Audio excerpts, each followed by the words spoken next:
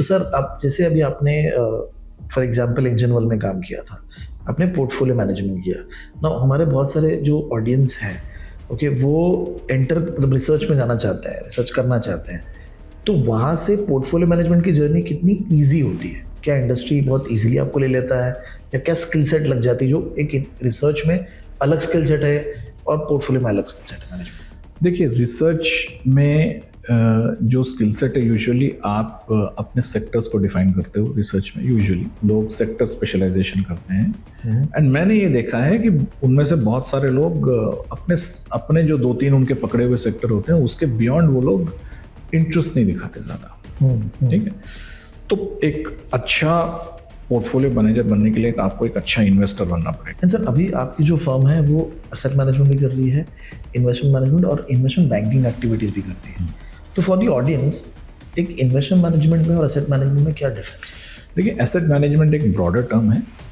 जिसमें कि आप समझ लीजिए कि all kinds of assets, right, वो आप मैनेज कर सकते हैं। Okay, this can be physical assets, this can be financial assets.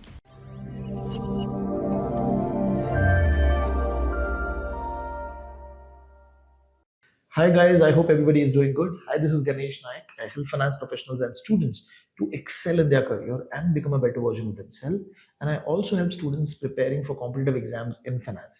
And as a part of that supporting journey, I also talk to a lot of people from the industry to understand what are the different roles that are there in the industry, what skill sets are needed for different types of opportunities and role in the market. And today we have with us Fanchikar sir, and first of all, thank you very much, sir, for taking out time. This conversation is going to be a mix of Hindi and English. So I would request you to have a quick introduction about you, if you can, regarding your experience and all. So, sir has around 20 years of experience into portfolio management, asset management, and also into research. And right now, he's managing his own firm. So, he's going to be talking about his journey into entrepreneurship also, and also his overall experience.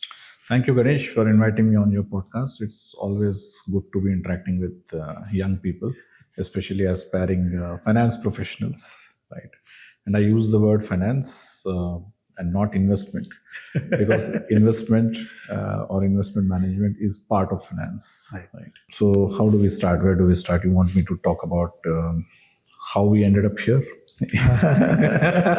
That will be a good beginning. So I also started my career with aspirations in my eyes that I want to be a finance professional. And like any other management graduate, most management graduates rather, Right. I was not very clear about what all different possibilities were there in finance. But one good thing, or rather one thing that happened during those times, was that a new bull market had started. And we were watching a lot of business television those days. Okay. It seemed very exciting. So we thought that, okay, this is one field that looks very interesting. Obviously, all of us were making paper portfolios, which were doing very, very well. So we all thought that we were great investors, and many a times we were beating the mutual fund returns as well. So we thought we were all very great investors and thought that we should make a career here.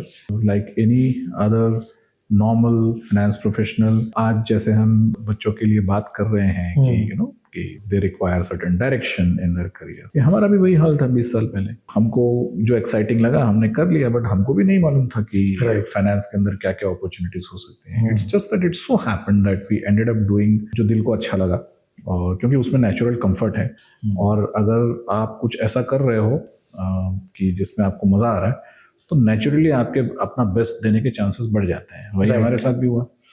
तो started in research on a KPO desk, लेकिन वहाँ बहुत जल्दी ये एहसास हो गया कि we want to have a view, feedback on our work. ये काम हमारे पास क्यों आया, कैसे आया, हमारा काम, हमने 1-2 दिन जो काम किया उसके बाद इसका क्या हुआ, हमको कुछ नहीं पता लग रहा था। But that's the nature of that industry. उस टाइम पे चूंकि markets were doing well, we got our first break without any inhibitions. I can tell you that bull market gave me a job, right? Otherwise bull markets में बहुत सारे लोग की नौकरियां लगती हैं, बहुत सारों के बिजनेसेस चल पड़ते हैं। तो मेरे लिए ये हुआ कि मुझे एक जॉब मिली bull market में, got an opportunity as an IT research analyst. I think I did reasonably well for the firm. I was working with Angel Broking back then, which is these days called Angel One. and I think I did reasonably well for the firm to recognize my potential and give me an opportunity in the portfolio management team. वहाँ मैं equity portfolio manager था करीब 9 साल. Okay. And then I shifted my job from Angel to Carvey Stockbroking, where again I was in equity. And over a period of time मुझे ये लगने लगा था कि थोड़ा मुझे equity से बोरियत होने लगी थी, in the sense that Okay. I was getting a little fatigued because I thought that we were giving the same sales pitch to the client, and Market ऊपर जाएगा. I mean, nothing wrong. We were not telling any lies, Right. but somewhere the engagement and the connect that is needed, right, was not coming through, because by that time, I'm talking about 2015. By that time, most investors came into the market in the 2003 to 7 bull market. Right. They had seen the highs of that bull market. In 2008 fall they had seen. In 2009 rise again they had seen. And the back-breaking decline in their portfolios from 2010 to 2013 also they had seen. तो वो इतना गंदा phase था equity market के, और ये बहुत सारे लोग एक्सेप्ट नहीं करेंगे, क्योंकि निफ्टी 4600 से 5500 के बीच में था ऑलमोस्ट 3 साल, जो अपने आप में कोई बुरी बात नहीं है. लेकिन जो प्रीवियस बुल मार्केट के जितने भी डार्लिंग स्टॉक्स थे, जो कि 2008 में गिरे, और जब 2009 में मार्केट ऊपर गया तो ये सारे स्टॉक वापस ऊपर गए. नॉर्मली क्या होता है कि बुल मार्केट में जब एक सेक्टर या स्टॉक गिरता है वो अगली बुल मार्केट में ऊपर नहीं जाता है, लेकिन but all these infra stocks, capital goods, ये सारे ये पूरे सेक्टर ने ट्रेंड को डिफाई किया. 2008 में गिरे और ऊपर गए. तो हुआ ये कि 2008 आते आते तक ये स्टॉक्स 10 गुना 15 गुना हो गए थे. तब जब गिरे और फिर ऊपर गए तो बहुत सारे इन्वेस्टर्स ने वापस इनको खरीद लिया. और फिर 2010 से जिस भी प्रकार के मैक्रो चैलेंजेस इंडिया ने both on policy making and externally face किए, उसके चलते the policy with regards to infrastructure came slowed down considerably. Okay. Because of that, many of these stocks, infrastructure business to begin with, is a highly levered business. It's levered usually 3 times to 4 times. तो चूंकि date burden बहुत ज़्यादा था और progress वो नहीं थी जो होनी चाहिए थी, प्लस मोस्ट इम्पोर्टेंटली जिन वैल्यूएशंस पे स्टॉक्स प्रमोटर्स ने पैसा उठाया था, इन्वेस्टर्स अंदर आए थे, तो lot of things went south for this sector and lot of wealth got destroyed. And a very new set of sector like pharma started doing well, which many investors did not have in their portfolio. So, and this is the beauty of any index, right? Index has inbuilt survivorship bias. Index सबका सबसे बड़ा fair weather friend होता है. तो एक ज़माने में 2007 आते आते इंडेक्स के अंदर यूनिटेक और डीएलएफ भी थे, और 2012-13 आते हुए ये सारे जो है स्टॉक इंडेक्स से निकल भी गए. तो जो भी स्टॉक, जो भी सेक्टर अच्छा करता है इंडेक्स में आ जाता है. तो वाइल इंडेक्स में ज़्यादा फर्क नहीं पड़ा, 4600 से 5500 के बीच में था, लेकिन जिन इन्वेस्टर्स के पास पिछली बुल मार्केट के डार्लिंग्स थे उनकी पोर्टफोलियोज की कमर टूट गई. At the same time a lot of investors जिन्होंने फार्मा स्टॉक्स खरीदे थे, they made a lot of wealth. So that was a time where you had a lot of mixed results. And again, from almost the later part of calendar year 2013, markets ने perform करना शुरू किया, and they started performing, and again 2017 तक आते आते एक peak आया, फिर markets Giri, and that's a normal cycle जो 3-4 साल मार्केट्स अच्छा करते हैं, 1-1.5 साल नीचे आते हैं. बट या सो ये जो जर्नी थी 2015 के आसपास, तो मुझे कहीं ना कहीं लगने लगा था कि we are selling the same story to investors, कि ये जब is equities and all weather asset class, the answer is both yes and no. If you have the risk appetite, then yes, but most investors do not have the risk appetite of participating in equity. This is something that is unfortunately ignored by most advisors. Long-term thinking rakhna, or long-term equity, you should invest for long-term. तो एक होता है कि long-term risk appetite होना versus बहादुरी करना, ये दोनों अलग अलग चीज़ें हैं. Right. So you should not be brave to invest in any asset class. You should invest in asset class because it aligns with your risk temperament. Let me give you a small example. It is a well documented fact. From December 15th to 5th January, your gym memberships go through the roof. Yeah. Right? Because a lot of people take New Year resolutions that we will be fit this year. Then you actually start seeing a dip in new gym membership from February onwards, and from March onwards, you see that gyms खाली हो जाते हैं वापस. Okay? Same is the case कि उस time पे जो है जिम मेंबरशिप्स, जो डाइटिशियन सब्सक्रिप्शंस, ये सब ऊपर जाते हैं और 1-1.5 महीने में सब नीचे आ जाते हैं. क्यों होता है ऐसा? ये ऐसा इसलिए होता है क्योंकि किसी का इंटेंशन खराब नहीं होता है. अगर आप ऐसा बोलो किसी को कि भाई आप ये 1 घंटा हर रोज जिम में आओ, भले ही आप 5 दिन आओ हफ्ते में, राइट, और आप ऐसा खाना खाओ भले ही 6 दिन, है ना, और ऐसा आप 1 साल करो तो आपका वेट 10 kg घटेगा. Your body will be better sculpted, आपके इंटरनल पैरामीटर्स बेटर हो जाएंगे. तो इसमें कोई गलत नहीं है, राइट. ये कोई गलत बात नहीं, ये सच है, ऐसा होगा, राइट.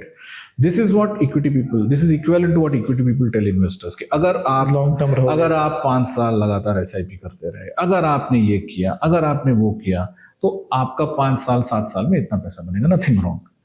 लेकिन जिस तरीके से हम देखते हैं कि लोग 1 महीना करते हैं छोड़ देते हैं, राइट. क्यों होता है? और इक्विवेलेंट आप देख लीजिए कि अभी हम 1.5-2 साल से बड़ी खुशियां मना रहे थे कि SIPs हमारे 5 गुना हो गए. अब हो गए आधे. क्यों हो गए? राइट. तो वो इसलिए हो गए क्योंकि जस्ट लाइक जिम मेंबरशिप में हमने देखा कि लोगों ने जिम मेंबरशिप ले ली, जिम आना भी शुरू कर दिया, डाइटिशियन का प्लान भी ले लिया. उन्होंने बेचारों ने जाकर के वो अतरंगी चीज़ें मार्केट से खरीद भी ली कि नई नई चीज़ें कि भाई आप ब्रोकोली खाइए, जो आपके नॉर्मल डाइट का हिस्सा नहीं है, राइट. लेकिन सस्टेन नहीं कर पाए. क्यों नहीं कर पाए सस्टेन? क्योंकि बहुत सारे लोगों में एक्स्ट्रॉर्डनरी विल पावर नहीं होती है, राइट. बहुत कम लोगों में होती है. तो एक होता है आइडियलिज्म कि क्या होना चाहिए, दूसरा होता है कि भाई आप क्या कर सकते हो, है ना. इसको अगर हम जो CFA बोलता है बिहेवियरल फाइनेंस के अंदर कि इमोशनल बायस वर्सेस कॉग्निटिव बायस, है ना. कॉग्निटिव बायस के अंदर आप रीजन दे सकते हो, रैशनल दे सकते हो. इमोशनल बायस के अंदर आप रीजन और रैशनल नहीं है. तो कोई बंदा बोलेगा यार कि वो तो इमोशनल बातें कर रहा है ना, उसको आप कन्विंस कीजिए आर्ग्यूमेंट के साथ में. वो नहीं कर सकते, वो नहीं आप कर सकते. तो ये एक्सेप्टेंस होना कि आइडियली क्या होना चाहिए वर्सेस एक्सपीरियंस कि होगा क्या. तो बहुत सारे लोग जिस तरीके से जिम की मेंबरशिप छोड़ देते हैं, जिम जाना कम बंद कर देते हैं, डाइटरी सप्लीमेंट से वापस अपने डाइट पे आ जाते हैं, उनके जीवन में कोई फर्क नहीं पड़ता, पैसे उनके गए. फिर हो सकता है 2 साल में किसी के इन्फ्लुएंस में, प्रभाव में आके फिर वही उनके साथ कहानी रिपीट हो. ये मोस्ट लोग इस बात को रिलेट कर पाएंगे, राइट. करेक्ट. उन्होंने खुद के साथ होते हुए देखा होगा या फैमिली में देखा होगा. सेम होता है आपके एसेट एलोकेशन के साथ में. अगर आप अपने रिस्क एपिटाइट को नहीं पहचानेंगे, अपने रिस्क टेम्परामेंट को नहीं पहचानेंगे और बोलेंगे कि यार बाजू वाले ने जिस तरीके से जिम जाके ना अपने बिल्कुल बॉडी बनाई ना, मैं भी जिम जाके बॉडी बनाऊंगा. मतलब बाजू वाले ने किस तरीके से इक्विटी इन्वेस्टमेंट किया, राइट, और किस तरीके से उसने 35% CAGR बनाया 5 साल में, मैं भी बनाऊंगा, है ना. वो नहीं होगा. तो आपको सबसे पहले you have to understand who you are and a very very honest conversation you need to have with yourself. मेरा रिस्क एपिटाइट क्या है, मेरा टेम्परामेंट क्या है, मैं कर सकता हूँ क्या. और इसमें कोई शर्म की बात नहीं, कोई बुरी बात नहीं है. अगर आप बोलते हैं मेरा रिस्क एपिटाइट कम है, सो दैट्स ओके. सबका रिस्क एपिटाइट, सबका टेम्परामेंट नहीं होता है. तो आप अपने हिसाब से प्लान कीजिए. तो भले ही अगर आप 50,000 का जिम सब्सक्रिप्शन लेने की बजाय आप ये बोलते कि यार मैं ना 5,000 स्टेप्स चलूंगा हर रोज, या मैं हफ्ते में 25,000 स्टेप्स कर लूंगा, हो सकता है मैं वीकेंड्स पे थोड़ा ज़्यादा चल लूँ, कभी कम चल लूँ. मैं थोड़ा सा ना रूटीन बना लेता हूँ. मैं 6 बजे उठूंगा यार, 4:30 बजे नहीं उठूंगा, मैं 6 बजे उठूंगा. मैं ना बहुत तली हुई चीज़ें नहीं खाऊंगा. मैं ये देखता हूँ कि मैं थोड़ा सा ना जब भूख ना लगे ना खाऊं. समझा. इस तरीके से सस्टेनेबल चीज़ें आप करते हैं तो आपका रिजल्ट बेटर होता है. तो यही इक्विटी इन्वेस्टिंग में यही आपको एनी इन्वेस्टिंग, आपको रियल एस्टेट करनी है, इक्विटी करनी है, फिक्स्ड इनकम करनी है, दुनिया में जो करना है आपके पैसों के साथ में, पहले अपना रिस्क एपिटाइट पहचानिए एंड फिर उसको यू फिगर आउट कि मैं सस्टेनेबली क्या कर सकता हूँ. आपने आज क्या किया इज नॉट इम्पॉर्टेंट. अगर आप क्रिकेट फॉलो करते हैं, आप लिस्ट ऑफ सेंचुरियंस देखें कि कितने लोगों ने इंडिया के लिए सेंचुरी बनाई है, राइट. और उनमें से फिर कितनों का करियर अगले 10 साल रहा, बहुत फर्क पड़ जाएगा। बहुत सारे लोग वन मैच वंडर बोलते हैं अपन, वो होते हैं सेंचुरी बनाते हैं, वो कंसिस्टेंटली नहीं खेल नहीं पाते, पाए। yes. तो कंसिस्टेंटली आपको सेंचुरी बनाने की जरूरत नहीं है, लेकिन कंसिस्टेंटली खिलाड़ी वो होता है जो कंसिस्टेंटली परफॉर्म करे और जब जरूरत पड़े परफॉर्म करे। Right. वो तभी हो सकता है जब आप सबसे पहले अपने आप को पहचानो। Long answer to short question. नहीं तो सर, आप जैसे अभी आपने फॉर एग्जांपल इंजन वर्ल्ड में काम किया था, आपने पोर्टफोलियो मैनेजमेंट किया ना। हमारे बहुत सारे जो ऑडियंस है, ओके, वो एंटर मतलब रिसर्च में जाना चाहते हैं, रिसर्च करना चाहते हैं, तो वहां से पोर्टफोलियो मैनेजमेंट की जर्नी कितनी इजी होती है? क्या इंडस्ट्री बहुत इजीली आपको ले लेता है, या क्या स्किल सेट लग जाती है जो एक रिसर्च में अलग स्किल सेट है और पोर्टफोलियो में अलग स्किल सेट है मैनेजमेंट? देखिए, रिसर्च में जो स्किल सेट है, यूजुअली आप अपने सेक्टर्स को डिफाइन करते हो। रिसर्च में यूजुअली लोग सेक्टर स्पेशलाइजेशन करते हैं, एंड मैंने ये देखा है कि उनमें से बहुत सारे लोग अपने अपने जो 2-3 उनके पकड़े हुए सेक्टर होते हैं उसके बियॉन्ड वो लोग इंटरेस्ट नहीं दिखाते ज्यादा। ठीक है, तो एक अच्छा पोर्टफोलियो मैनेजर बनने के लिए आपको एक अच्छा इन्वेस्टर बनना पड़ेगा, विच मीन्स फर्स्ट लेवल पे आप बोलते हो कि सारे सेक्टर मेरे, मैं ध्यान दूंगा बेसिकली, जहां पैसा बनता है ना मैं वहां जाऊंगा, है ना। तो अगर मान लीजिए, अब बहुत सारे लोगों की बायसेस होती है, किसी ने मान लीजिए कि अब 20 साल फार्मा में काम किया है, फार्मा रिसर्च किया है, उसको आपने पोर्टफोलियो मैनेजर बनाया, है ना। मार्केट तो उसने देखी है 20 साल, लेकिन वो क्या करेगा, या हमने अक्सर ऐसा देखा है कि फार्मा, आईटी, जो भी सेक्टर पकड़े, उसका एक नेचुरल बायस उस सेक्टर की ओर होता है। उसको पता है बेसिकली, उसको पता है, लेकिन बायस भी है। तो जिस तरीके से वो 20 साल लोगों को चारों मौसम बोलता रहा है कि फार्मा में पैसा लगाओ लगाओ, उसके हाथ में जब आपने पावर दिया, वो फार्मा में ही जाके लगाता है पैसे। वो एक ऑब्जेक्टिव डिस्टेंस नहीं बना पाता कि ठीक है और भी सेक्टर्स हैं कि जिसमें कि हम पैसा लगा सकते हैं, right, this may not be the right sector. और इससे ऊपर आप एक लेवल और ऊपर अपने को लेके जाओ, आप बोलते हो कि और भी एसेट क्लासेस हैं इक्विटी के अलावा, यस, राइट। तो आपकी लॉयल्टी आपके पैसों के साथ होनी चाहिए, राइट। और जब मैं बोलता हूं आपकी लॉयल्टी आपके पैसों के साथ होनी चाहिए, आई डू नॉट मीन कि आपकी लॉयल्टी बेस्ट रिटर्न के साथ होनी चाहिए, बल्कि बेस्ट रिस्क एडजस्टेड रिटर्न के साथ होनी चाहिए, क्योंकि ये जो मैंने पीछे एग्जांपल दिया है सस्टेनेबल होना चाहिए। अगर आप एक बहुत बेस्ट परफॉर्मिंग रिटर्न स्ट्रैटेजी में चले गए, लेकिन उसकी जो रिस्क है वो आप झेल ही नहीं पा रहे हो, तो फायदा तो आप सस्टेन नहीं करोगे उस स्ट्रैटेजी को, उसमें नुकसान होने के चांसेस आपके ज्यादा है। तो ये आपने सही बताया कि एक फंड मैनेजर को एज एन इन्वेस्टर सोचना चाहिए कि वो कहाँ पैसा डालेगा। He is an investor only. हाँ, right, but he is managing somebody else's He is fund. managing somebody. His job it is to invest. Simple terms. Right. अगर हम फंड मैनेजर, पोर्टफोलियो मैनेजर, ये सब अगर हम जारगन कट करें, तो fund manager essentially एक इन्वेस्टर है।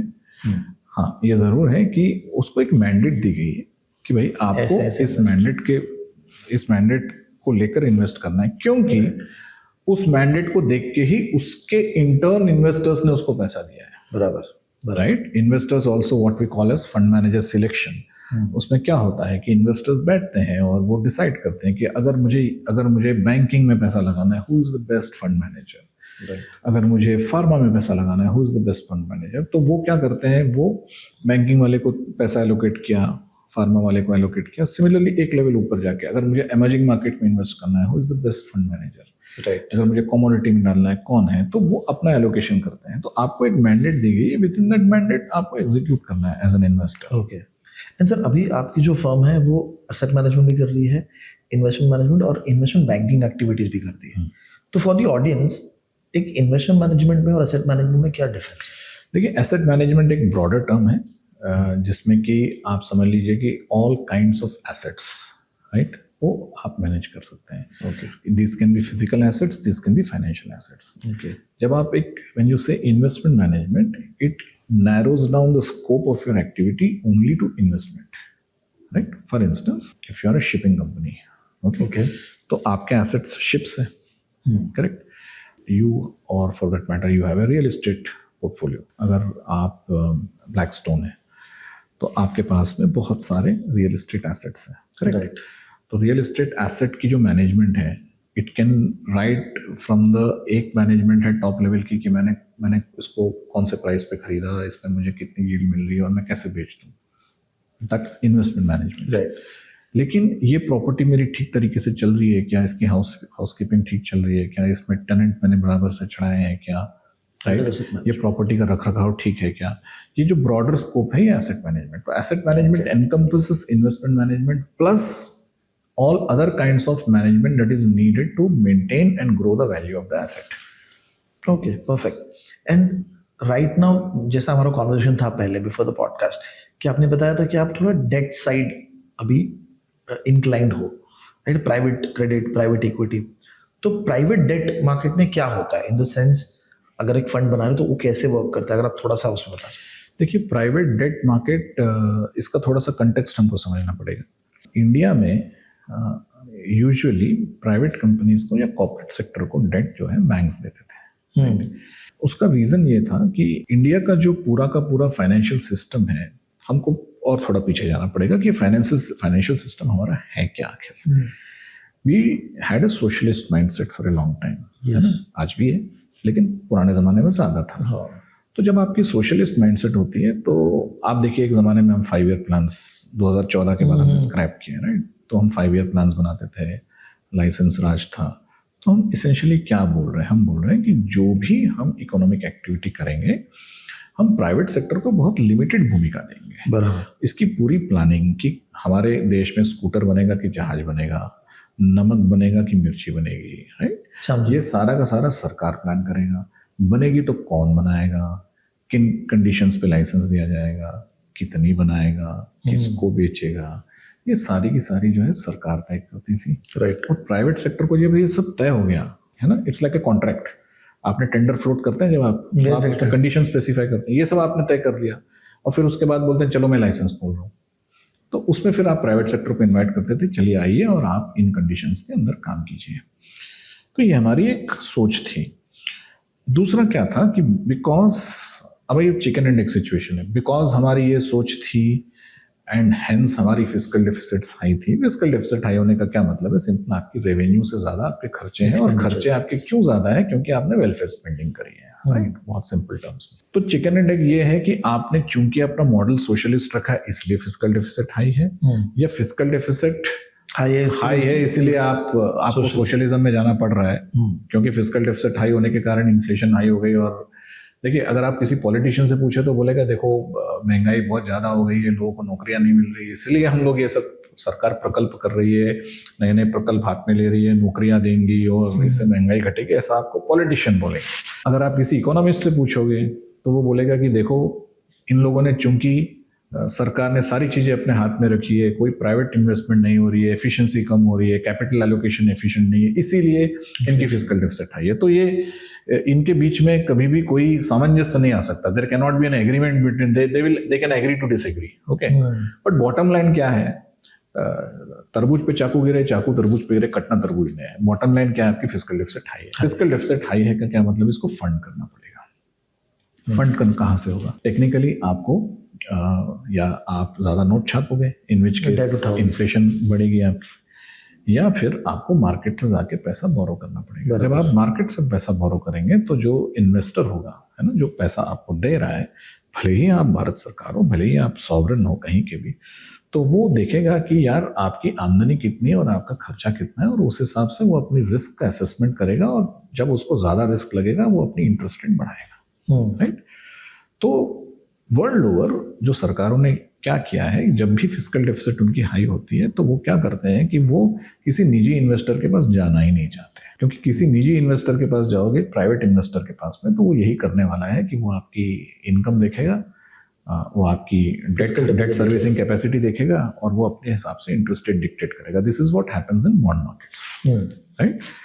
तो जो डेवलप्ड मार्केट्स होती है उसमें ये होता है कि बॉन्ड मार्केट ज्यादा एक्टिव होता है, राइट। और रिलेटिवली जो लेसर फाइनेंशियली डेवलप्ड मार्केट्स होती है, वहां पे गवर्नमेंट क्या करती है कि भाई पूरे सरकारी सिस्टम के अंदर जो सेविंग्स है, उन सेविंग्स को पूल करती हैं। वो सेविंग्स कहाँ, किन किन फॉर्म में मिलेगा आपको, लोग LIC का प्रीमियम भरते हैं, लोग EPFO पेंशन फंड्स में पैसा लोगों का जमा होता है, और लोगों का पैसा बैंकों में जमा होता है। ये 3 प्राइमरी सोर्सेस हैं जहाँ पे की सेविंग्स आती है। तो सरकार क्या करती है कि इंश्योरेंस सेक्टर अपने हाथ में रखती है, नेशनलाइजेशन ऑफ इंश्योरेंस, सरकार क्या करती है कि पीएफ सारा कुछ पेंशन फंड्स अपने हाथ में रखती है। वो तो लेबर लॉस के चलते सरकार ने बना ही दिया है, वो अच्छी बात है अपने आप में। तीसरा, सरकार क्या करती है कि बैंक सारे हमारे हाथ में होने चाहिए, नेशनलाइजेशन ऑफ बैंक। बैंक सारे आपके हाथ में होंगे तो सारे सेविंग्स वगैरह सब आपके हाथ में होंगे। अब ऐसा है कि आप बैंकों का आप सारा कुछ अपने हाथ में ले लो और उसके बाद लोगों को इंटरेस्ट रेट अच्छा नहीं दो, तो लोग क्या करेंगे, लोग बैंकों में पैसा नहीं डालेंगे और पॉन्जी स्कीम्स में जाना शुरू कर देंगे, तो फ्रॉड अलग होगा, सोशल इम्बैलेंस बढ़ सकता है। इसलिए आपके इंटरेस्ट रेट्स भी ऊपर जाते हैं, राइट। इंटरेस्ट रेट्स ऊपर जब जा रहे हैं साथ में, तो होता क्या है कि जो प्राइवेट वाला बोरो करने जाता है मार्केट में, उसको मैच करना पड़ता है, महंगा पड़ता है, वो नहीं कर पाता। This being the context and the ecosystem that we were in, our interest rates were high, our fiscal deficits were high, and we mobilized a lot of deposits into the banking system, right, primarily in order to fund our fiscal deficit. लेकिन banking system के पास, insurance, PF के पास पैसा तो आ गया, पैसा deploy भी तो करना है ना। That means the banking system also has become the primary financier और लेंडर ऑफ द कॉर्पोरेट। तो when you look at that situation, तो हुआ ये कि all the corporates ended up being funded by banks. अब उसमें एक प्रॉब्लम आया, as the globalisation grew, we read about Basel 1, Basel 2, है ना। तो लोगों ने बोला कि यार एंड ऑफ द डे हम चाहे जितना डीकपलिंग की बातें कर ले, लेकिन हम सब ग्लोबलाइज्ड हैं, क्योंकि जैसे जैसे आप ग्लोबल इकोसिस्टम में इंटीग्रेट होंगे वैसे वैसे we need to have a trust in your banking system. Okay, therefore for one country to have trust in another country's banking system, all of you need to follow same standards. That is why Basel has come, right? तो जैसे जैसे आप basal में आने शुरू हो गए, तो ग्लोबल बेंचमार्क्स आप पे लागू होने शुरू हो गए। तो वहां पे लोगों ने बोला यार बैंकिंग ओरिजिनली ऐसा बिजनेस है कि उसमें मैक्सिमम तो लोगों के करंट अकाउंट, सेविंग्स अकाउंट्स होते हैं और देन फिक्स डिपॉजिट्स होते हैं। फिक्स डिपॉजिट्स भी 3 साल 5 साल के होते हैं, तो और आप पैसा दे रहे हो लोगों को 5 साल 7 साल के लिए। तो ये एक फंडामेंटल एसेट लायबिलिटी मिसमैच आपने क्रिएट किया है, क्योंकि किसी दिन किसी बैंक पे रन हो गया तो उसके एसेट्स तो रिकवर नहीं कर सकता रातों रात, लेकिन लोगों की लाइन लग जाती है एटीएम के लिए, करेक्ट। तो लोगों ने बोला यार ये fundamentally it's not a good idea that banks corporate lending में जाए। उन्होंने बोला कि बैंक्स को जो है ना रिटेल में रहना चाहिए, तो रिटेल एसेट्स क्रिएट कीजिए, रिटेल लाइबिलिटीज लीजिए, ठीक है। और रिटेल एसेट्स जो हैं चूंकि बहुत ग्रैन्युलर होती है, तो उसमें कभी एक हाथ क्लस्टर में अगर कुछ डिफॉल्ट्स आ भी गए तो बैंक को ज्यादा फर्क नहीं पड़ता, लेकिन कॉर्पोरेट लेंडिंग जो है बल्कि होती है, तो उसमें टिकट साइज बड़ा होता है। और किसी सेक्टर में, जैसे माजी में हमने देखा है कि जेम्स एंड ज्वेलरी में प्रॉब्लम आई है, राइट, या इंफ्रास्ट्रक्चर के कुछ एक पॉकेट्स में प्रॉब्लम आई है, तो इस तरह किसी पॉकेट्स में प्रॉब्लम आए तो बैंक के बैलेंस शीट को एडवर्स इम्पैक्ट हो सकता है। We have seen that again in 2015 में जब रघुराम राजन साहब का एक एसेट क्वालिटी रिव्यू आया था EQR, उसके नतीजे में ये हुआ कि बहुत सारे वीकर पब्लिक सेक्टर बैंक्स को मर्ज होना पड़ा with stronger public sector bank. पहले जो 20+ प्राइवेट पब्लिक सेक्टर बैंक्स होती थी वो गिन के मेरे ख्याल 5 या 6 रह गई है, बिकॉज 3-3, 4-4 बैंक्स को एक बैंक में मर्ज किया। वो हुआ इसलिए क्योंकि bank balance sheets got weaker. तो पहले जो कॉर्पोरेट बैंकिंग होती थी, even private sector banks used to do corporate banking. Post 2015, 16, 17 जब IBCB आया essentially to deal with the same situation of bad corporate assets, right, ये जो ट्रेंड है बैंकिंग सिस्टम के अंदर वो चेंज होने लगा है, where people are now saying और the banks are now saying that corporate banking हम वैसे नहीं करेंगे जो पहले करते थे कि 20-20 साल का आपको पैसा देना रोड बनाने के लिए, वो सब नहीं करेंगे। हम आपको देंगे तो पैसा वर्किंग कैपिटल के लिए देंगे लार्जली, या रिटेल में काम करेंगे। तो ये जो पूरा का पूरा गैप क्रिएट हुआ है, जो बैंक्स ने वेकेट किया है स्पेस, ये स्पेस को कौन फुलफिल करेगा? इस स्पेस को फुलफिल करने के लिए बॉन्ड मार्केट का मजबूत होना जरूरी है, नंबर 1। नंबर 2, उस स्पेस को पूरा करने के लिए you need another entity to come. अब जो भी एंटिटी आएगी वो अपना बैलेंस शीट लेके तो नहीं आ सकती, then it will have the same problem as a bank. जैसे government has created national infrastructure fund etcetera, specific tasks के लिए गवर्नमेंट ने फंड किया और भी फंड स्ट्रक्चर में उन्होंने पैसा डाला है। कॉर्पोरेट सेक्टर में ये जो स्पेस वेकेट किया है बैंक्स ने, प्लस स्पेशल सिचुएशंस अगर हैं, मर्जर्स एंड एक्विजिशंस है, कोई डिस्ट्रेस में है, अनेकों किस्म के या पी बायबैक करना है, किसी को प्री इन्वेस्टर बायबैक करना है, अनेकों ऐसे यूज केसेस हैं जिसमें कि बैंक आपको फाइनेंसिंग करेगा ही नहीं। राइट। तो ये सब यूज केसेस को केटर करने के लिए you have a new entity called as private credit fund. तो ये private credit fund today is around 3.5 to 4 lakh crore के कमिटमेंट्स इन्होंने उठाए हैं ओके। और ये बहुत रैपिडली पिछले 3-4 सालों में ग्रो किया है।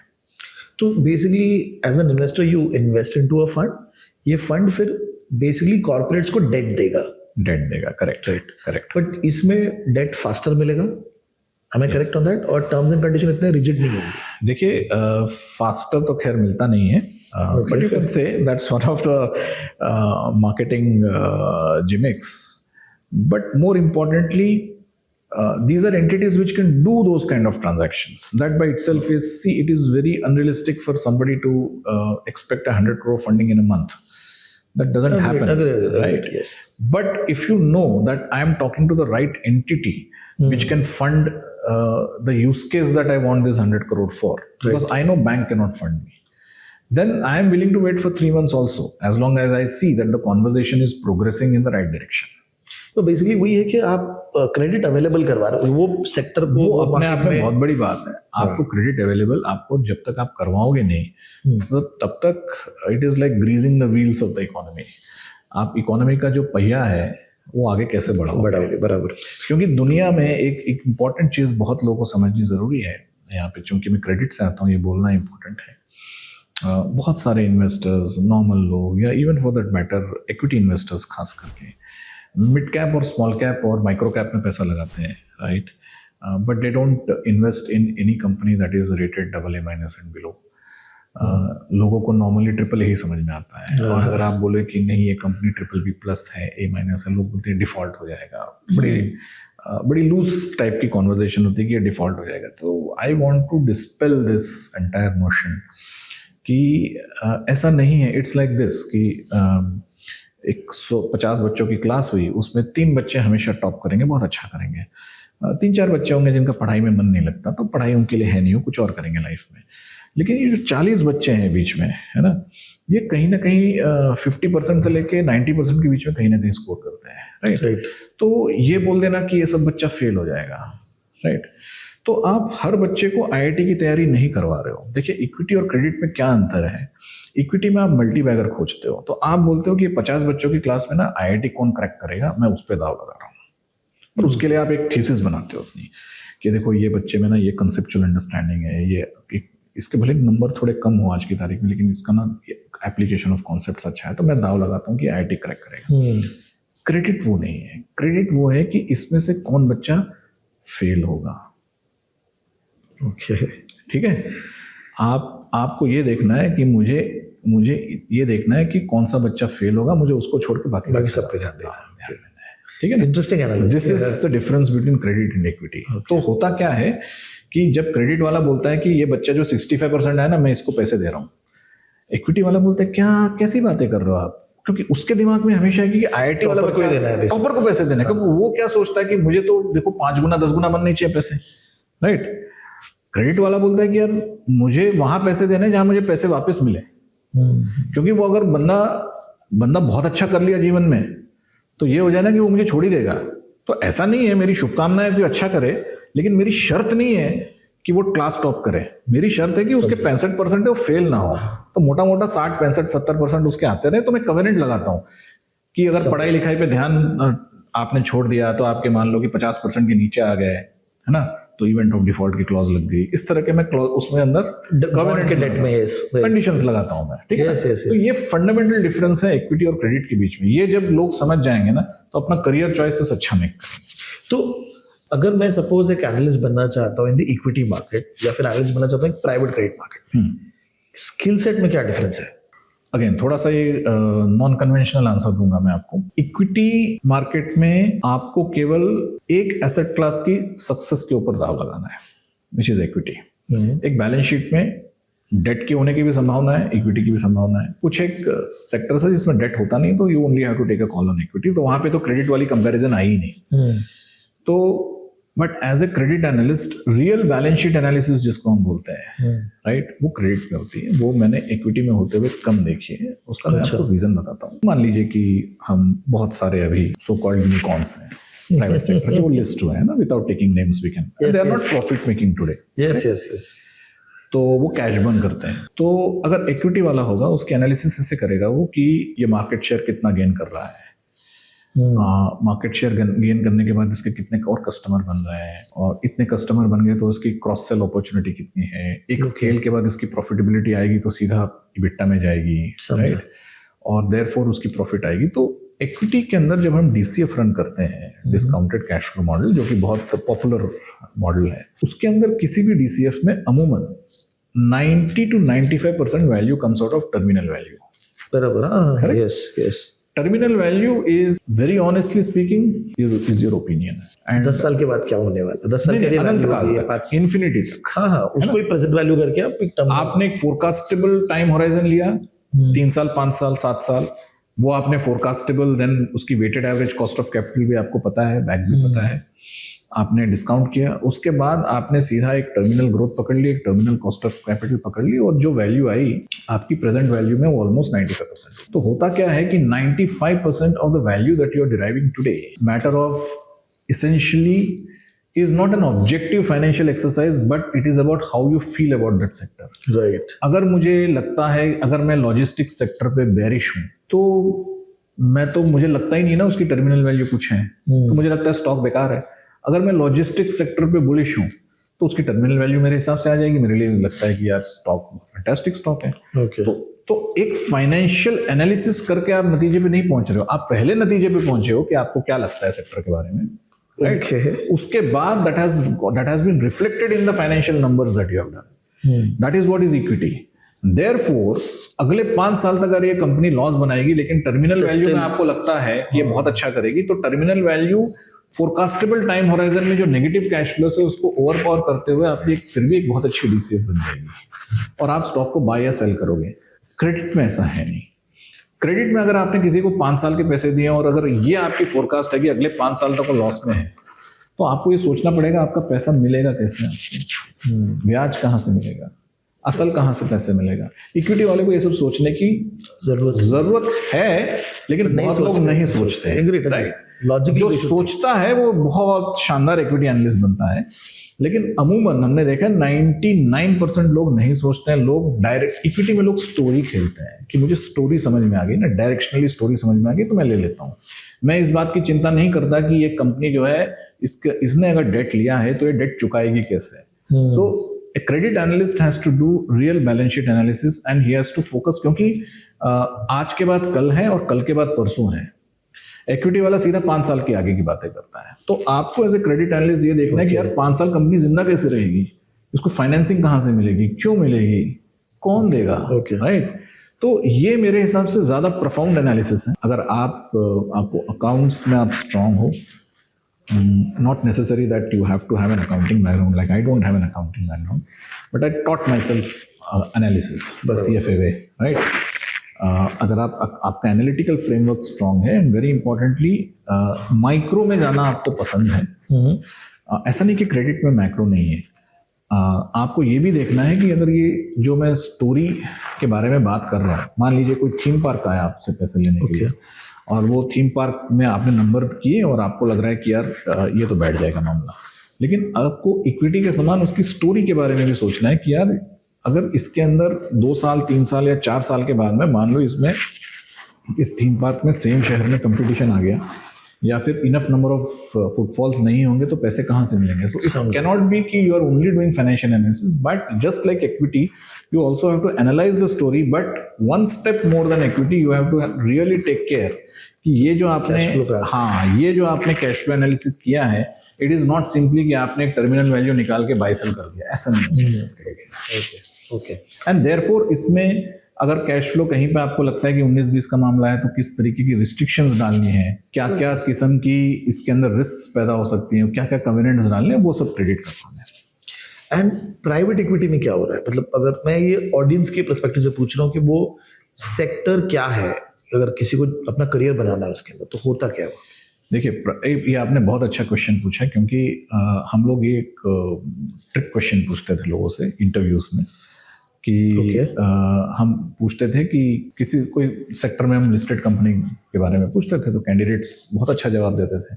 उसी सेक्टर में एक बड़ा अनलिस्टेड नाम हम लेते थे, तो हमने बहुत बार देखा है कि candidates had no answer, because अगर कंपनी लिस्टेड नहीं है they did not know how to value it, right. तो good question. Private equity is nothing but, देखिए इक्विटी इक्विटी होती है, right. Private equity brings certain additional risks. ये listed नहीं है तो होगा ये कि आपको शायद इंफॉर्मेशन उस लेवल की नहीं मिलेगी जो आपको लिस्टेड कंपनी में मिलती है. या ये भी हो सकता है कि जैसे लिस्टेड कंपनी में आपकी कॉल गलत गई तो आप तुरंत से अगले दिन बेच के निकल सकते हो. प्राइवेट इक्विटी में नहीं बेच सकते, विच इज लिक्विडिटी रिस्क. तो इस प्रकार के रिस्क्स हैं. तो private equity essentially is spotting an interesting young idea and scaling up that idea to a level where it can be offered to public shareholders.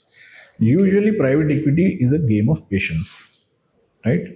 It's a game of understanding the macro, micro, everything very well. आपको company actually क्या कर रही है, क्योंकि एक 8 से 10 साल आपको एग्जिट में लगता है प्राइवेट इक्विटी में. 8 से 10 साल अगर आप लिस्टेड यूनिवर्स में अगर आप काम करो तो एक पोर्टफोलियो मैनेजर ने शायद 70-80 कंपनियों में पैसा लगा लिया होगा, जबकि प्राइवेट इक्विटी में अगर रहोगे तो आपने 8 से 10 कंपनी में पैसा लगाया होगा.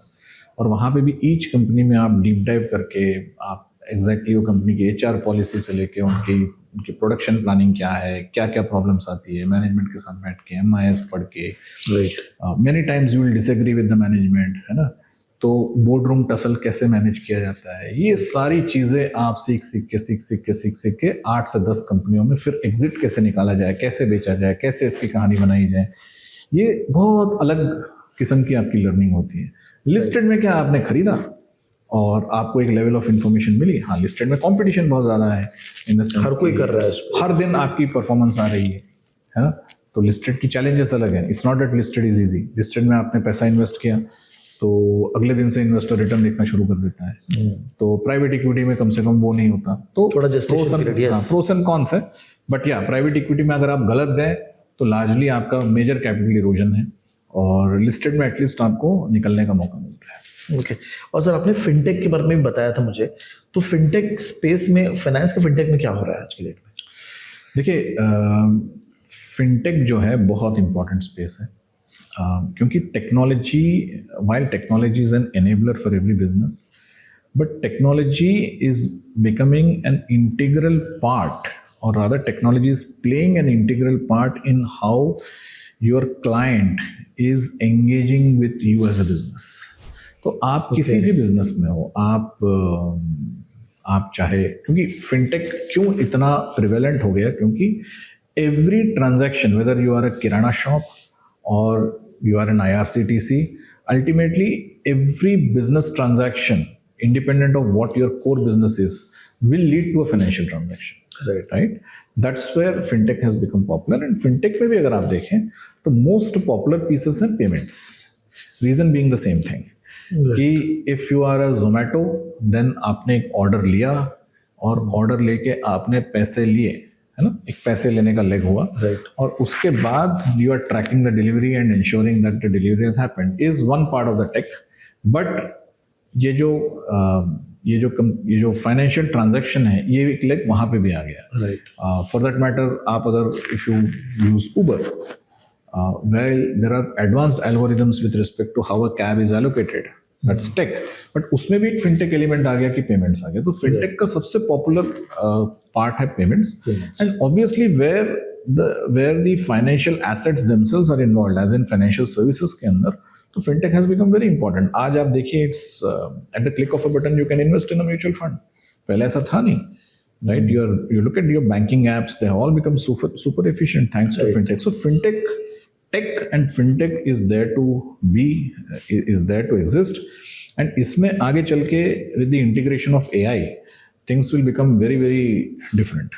अच्छा, ओके. अगर किसी को फाइनेंस में करियर बनाना है तो आपके हिसाब से 2 या 3 चीज़ें क्या है जो उनको ध्यान में रखनी चाहिए? सबसे पहले अपना खुद का टेम्परामेंट देखें. देखिए, बहुत सारे लोग अकाउंटिंग और फाइनेंस को कंफ्यूज करते हैं, है ना. Accounting is the language of finance. Finance is nothing but strategy.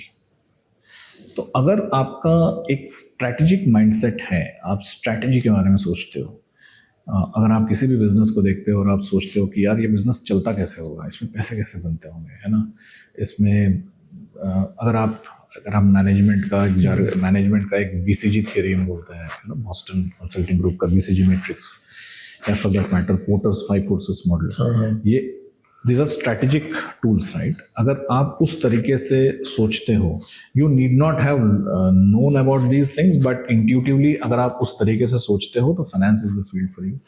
If you're a pure accounting person, then you will struggle in finance, right? Because finance में you will then compete with strategic people. So in order to make a career in finance, first you need to embrace strategic thinking.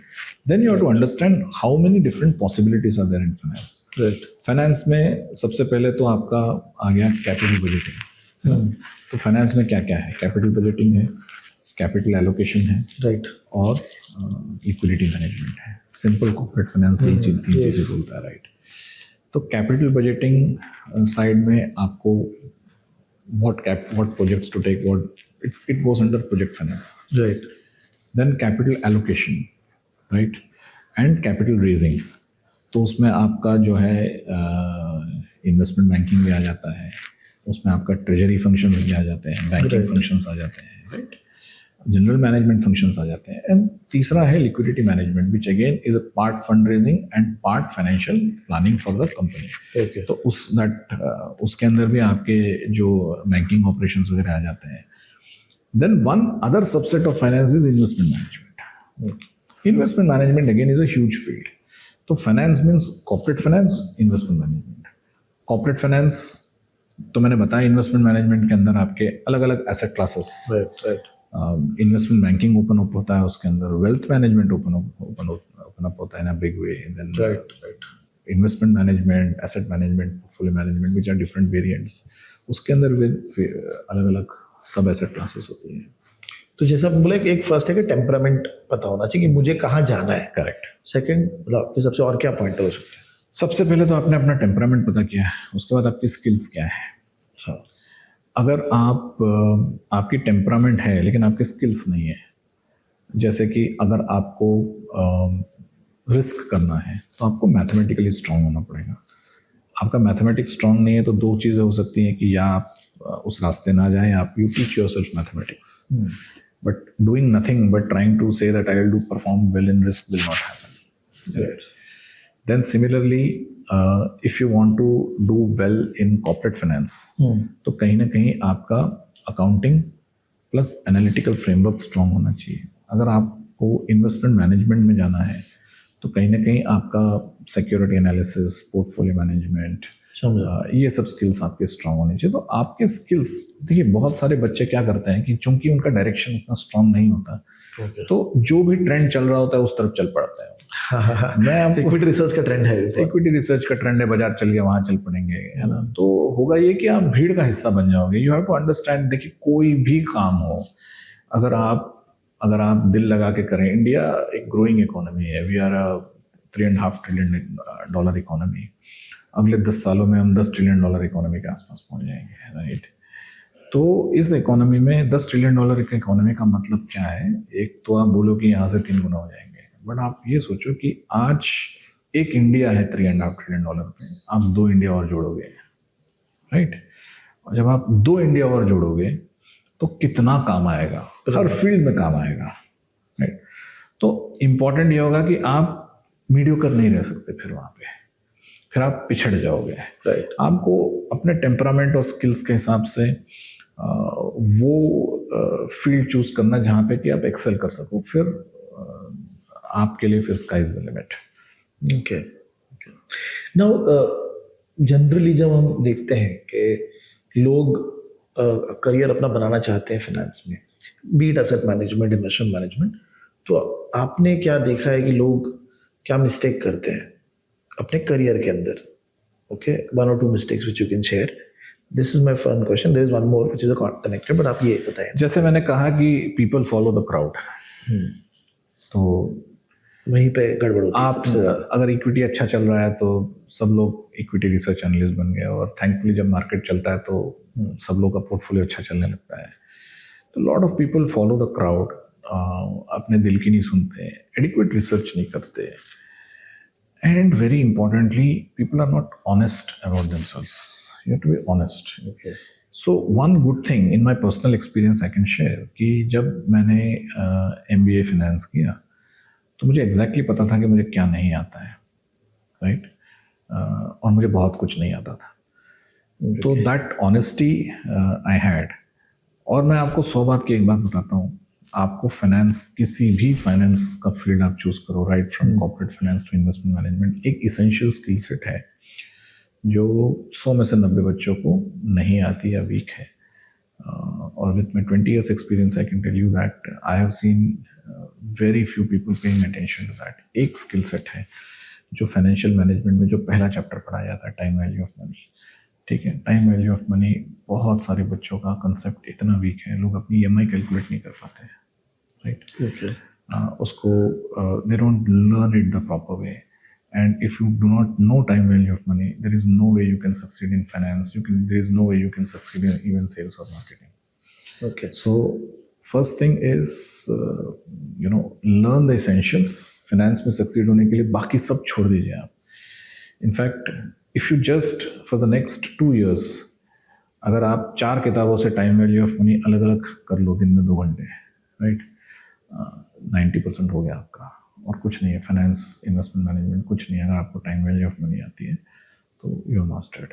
Rest everything is small small small small variations, nothing else. वो skill set लेकर के उसके बाद then they will feel empowered कि उनको कोई pressure नहीं रहेगा, क्योंकि एक बार उन्होंने ये कर लिया, उनको पता है कि यार क्रेडिट में ये होता है, इक्विटी में ये होता है, एक आंखें खुल जाएंगी उनकी. तो नॉट अंडर एनी प्रेशर. वरना बहुत सारे बच्चे क्राउड में चले जाते हैं विदाउट नोइंग कि वहाँ क्या है. इंटरेस्टिंग. आप जब इंटरव्यूज लेते हैं अपने कंपनीज के लिए भी, तो ऐसे 1-2 सवाल आप क्या पूछते हैं कि जिससे आपको पता चले कि person is right fit for the role, मतलब जो एसेट मैनेजमेंट या इन्वेस्टमेंट मैनेजमेंट स्पेस. यंगस्टर्स के लिए अगेन इंडिया में एक बहुत अनफॉर्चुनेट ट्रेंड है. हम लोगों से ये जानने की कोशिश करते हैं कि उनको क्या नहीं आता है. Okay, right. तो मैं आपको बहुत फंडामेंटल डिफरेंस बताता हूँ. CFA में अगर आप करिकुलम देखें, and I am a great fan of how CFA institute evaluates, right. India में कोई भी एग्जाम ले लीजिए आप, IIT से लेकर CA तक, हम इस बात में बड़ा गर्व महसूस करते हैं कि देखो 100 लोगों ने एग्जाम दिया, एक आदमी पास हुआ. अरे एक आदमी ने क्यों पास होना चाहिए? 10 आदमी क्यों नहीं हुआ? 20 बच्चे क्यों नहीं हुए?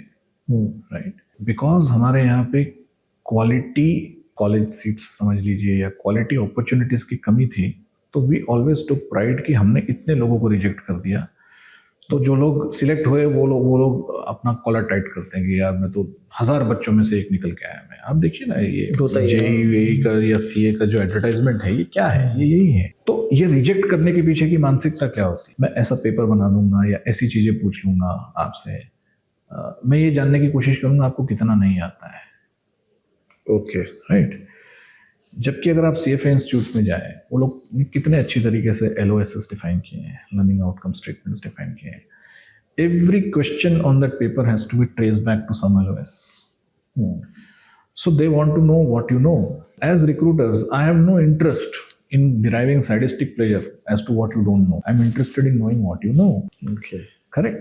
Number 1. Number 2, as an extension of that, and this is something that I have practiced in campus recruitments, without taking the names of colleges, the biggest of the colleges we went, and we told people that look, there will be a 1-hour exam and it will be a open book exam. And a lot of students, they laughed, giggled, ये क्या इतना हल्का exam, ये तो हम ऐसे ही crack कर लेंगे. And I said, look, I give you one more flexibility. You can sit in groups, you can go to a library, you can call anyone you want. Okay, and you can consult your professor. You do what you want. Okay, you come back after 1 hour and submit the paper. A lot of people thought it was a joke, but you know what? I did this in 4 top institutes. I couldn't get one student who could answer even 50% of the paper. It was a case study on corporate finance. The problem that happened is, the moment I said open book exam, people immediately looked at the question and they tried to figure out ये book में कहाँ पर है. Application of concepts नहीं है. सवाल क्या पूछा गया है वही नहीं पता है, वो हम सीधा किताब में खोजने की कोशिश कर रहे हैं. अगर किसी को, मुझे प्रोफेसर को या किसी जानकार शख्स को मुझे पूछना भी है तो मुझे सवाल तो फ्रेम करना पड़ेगा। और मैंने ओपन बुक रखा है इसलिए क्योंकि मैं ये नहीं जानना चाहता आपको क्या नहीं आता है। क्योंकि अगर मैंने आपको अपनी कंपनी में लिया, मैं ये थोड़े ना आप पे कंडीशन रखूंगा कि देखो कैलकुलेटर यूज नहीं करना है, देखो गूगल पे नहीं जाना है ना। मैं आपका एग्जाम थोड़े ना ले रहा हूँ। मैंने कहा ये काम है, आपको 2 घंटे में करना है। आप किसी से कैसे भी करिए आप, है ना। कोलैबोरेशन में कीजिए, लोगों से पूछिए, जैसा भी। इनफैक्ट मैं चाहता हूँ कि आप रिसोर्सफुली लोगों से बात करके लोगों कोलैबोरेटिवली आप काम करें। तो ये क्या थॉट प्रोसेस हुआ कि मैं सिलेक्ट करते टाइम पे आपको बोलूंगा नहीं नहीं आपको ये नहीं देखना, वो नहीं देखना, ये आपको मैं एकदम मैंने अब ऐसा टिपिकल एग्जाम कंडक्ट कर लिया और फिर मैं आके द HR इज वंडरिंग कि अरे यार इन लोग को टीम वर्क कैसे बढ़ाया जाए। आपने टीम वर्क पे इवैल्यूएट ही नहीं किया उसको, आपने उसकी रिसोर्सफुलनेस पे इवैल्यूएट ही नहीं किया, आपने उसके एप्लीकेशन पे इवैल्यूएट ही नहीं किया उसको। ठीक है ना। तो what we look at people is essentially are your basics clear, and एक अगर आपने ग्रेजुएशन किया है, पोस्ट ग्रेजुएशन किया है, तो एक मिनिमम जो लेवल ऑफ नॉलेज या अवेयरनेस है। Because when I am sitting across the table, I am spending my half an hour, right. See I may or may not value the candidate's time, but I value my time. I am beyond, or rather I have no interest in deriving a sadistic pleasure कि आपको मैं नीचा दिखा दूं और बोलूं कि आपको कितना नहीं आता, है ना। मुझे, मेरे पास और काम है। अगर मैं अपना आधा घंटा टाइम स्पेंड कर रहा हूँ आपके इंटरव्यू लेने में, तो मैं आपको हायर करना चाहता हूँ, ये सबसे पहले कैंडिडेट्स को समझना पड़ेगा, राइट। इंटरव्यूअर जो है आपका दुश्मन नहीं है, वो इंटरव्यू में इसलिए नहीं बैठा है कि आपको रिजेक्ट करे। So this is a mind block that most candidates have to get rid of. कोई इंटरव्यूअर आपको टाइम दे रहा है, बुला रहा है, वो आपको हायर करना चाहता है। एज एन इंटरव्यूअर में आपको कितनी बार हमको फ्रस्ट्रेशन होती है, यार एक ये बस एक आंसर दे दे, मैं तुझे लेना चाहता हूँ, बस तो एक answer they they. We are desperate to hire you. Because we have other things to do. We do not have time to waste. We have no time fooling around with young people. We want to hire you. But in order to hire you, we want to see, do you have the minimum skill sets? We do not want to know what you do not know. We want to know what you know at bare minimum. क्यों? क्योंकि कल आप मेरे साथ, मेरी team के साथ काम करोगे, तो मुझे चाहिए कि अगर मैं कोई चीज बोलूं तो आपको समझ में आ रही है क्या चीज, आप कर सकते हो क्या अपने आप से, यही मैं जानना चाहता हूँ। और अगर आप नहीं भी कर सकते हो लेकिन आपका रिसोर्सफुल एटीट्यूड है, तो आप कहीं ना कहीं से कर लोगे। Are you a pleasure to work with, are you a pleasant personality. आप सुबह सुबह आप मुंह बना के तो ऑफिस नहीं आते, are you a pleasant personality. मतलब आप सबके साथ काम करके मजा आता है कि यही तो पर्सनालिटी में देखते हैं हम लोग, और क्या देखते हैं। बराबर। सॉफ्ट स्किल्स जो है, आप कैसे बात करते हो, आप एक्सक्यूज बनाते हो क्या। Most important, students should understand कि interviewer is spending his time out of his busy work schedule, he is desperate to hire you. समझा। इंटरेस्टिंग, बहुत ही अच्छा कॉन्वर्सेशन था सर। आई मीन ये बहुत हेल्प करेगा हमारे बहुत सारे ऑडियंस को, स्पेशली जो स्टूडेंट्स हैं, यंग पीपल हैं। जैसे आपने बताया कि इंटरव्यूअर का भी पर्सपेक्टिव जो आपने बताया बहुत डेफिनेटली हेल्प करेगा। And I hope this conversation give them a good direction in terms of their career. एक थोड़ा सा, जैसे आपने मार्केट से में बात किया, बहुत लोग सुनते हैं, पढ़ते हैं, बट जिसका भी एक्सपीरियंस है और वो बात कर रहा है, तो एक बहुत ही अलग एंगल दिखेगा उनको। So again thank you very much sir for taking out time. Thank you so much. Thank you sir. Thank you.